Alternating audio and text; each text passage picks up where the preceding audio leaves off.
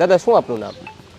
બાપભાઈ પાણી બાબુભાઈ, શું ચાલી રહ્યું છે આજે માર્કેટ યાર્ડમાં કામકાજ તો મને વેપાર છે, ખેડૂત માલ લઈને આવતા હોય વેપાર જ, બીજું તો અહીં માર્કેટ યાર્ડ બીજું તો વેપાર છે, બીજું હાલે માર્કેટ યાર્ડમાં. ચૂંટણીનો માહોલ છે, વિસાવદરની તાસીર જુદી છે, કંઈક નવું કરવામાં માહિરાઈની જનતા છે, ત્રિપાંખીઓ જંગ કહેવાય છે, ભાજપ, કોંગ્રેસ, આમ આદમી પાર્ટી. તમને શું લાગે છે કોનું પલડું ભારે છે આ વખતે?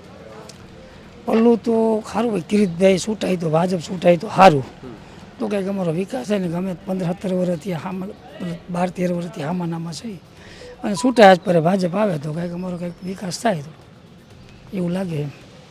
ઓલા આમ આદમી પાર્ટીમાંથી ભૂપતભાઈ ચૂંટાઈને આવ્યા, 1.5 વર્ષ જેવું તમારા ધારાસભ્ય પદે રહ્યા, શું વિકાસ કર્યો એમણે? હા, એને કાંઈ કર્યું નહીં, એને કાંઈ વિકાસ નથી કર્યો.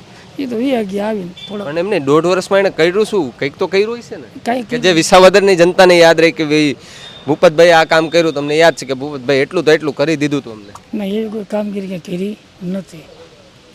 પછી આપણી જાણ બહાર કે આપણને ખબર નથી એમ. મને ખબર તાલક નથી કર્યું કંઈ. તો પાર્ટી છે, કિરીટભાઈ છે, અહીંયા માર્કેટ યાર્ડમાં ઘણી વખત આવતા હોય, અહીંયા સભાઓ કરતા હોય, લોકો સાથે વાત કરતા હોય. કેવું વર્ચસ્વ કિરીટભાઈનું? કેદભાઈનું વર્ષો સારું છે, કામગીરી સારી છે, છૂટાય તો વિકાસ થાય એવું લાગે આ તાલુકાનો 100%.